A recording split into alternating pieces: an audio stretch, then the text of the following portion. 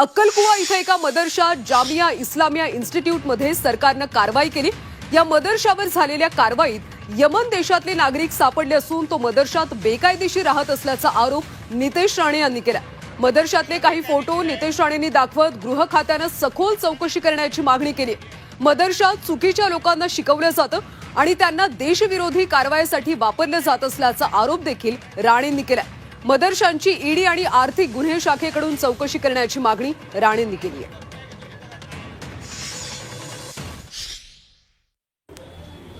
त्यांनी अक्कलकुवा नंदुरबारमध्ये 10 फेब्रुवारी 2025 ला केलेली आहे। एक मदरसा आहे जामिया इस्लामिया इशातुल उलूम इन्स्टिट्यूट अक्कलकुवा नंदुरबार। आता हे पूर्ण नाव एकाच मदरसाचं आहे। तुम्हाला वाटेल 4-5 आहे। आता हा जो काय मदरसा आहे तो मदरशामध्ये एक फार मोठी कारवाई झाली। त्याच्यामध्ये यमनचा नागरिक सापडला, यमनचा एक शिक्षक सापडला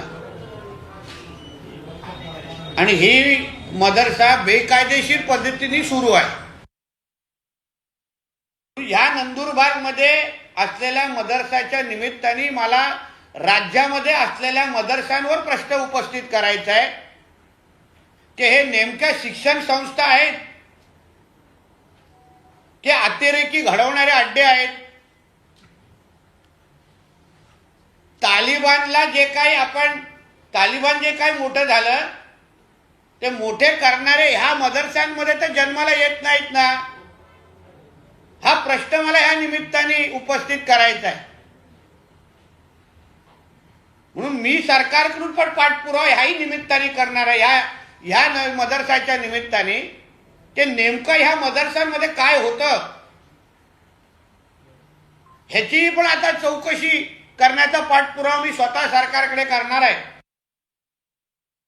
मदरशांच्या अनुदानाबाबत सुद्धा सातत्याने प्रश्न उपस्थित केले जातात। या संदर्भात सुद्धा तुम्ही काय पाठपुरावा करणार? आता त्याची सगळ्याची चौकशी व्हावी माझं म्हणणं आहे। आपण अनुदान कशाला देतो काय बाबा तिथे काहीतरी 4 मुलं शिकली पाहिजे असं अनुदान असतो, पण तिथे अगर त्याच्यामध्ये कसाब घडवणार असतील, अतिरेकी घडवणार असतील तर ह्यांना अनुदान द्यायचं कशाला आम्ही?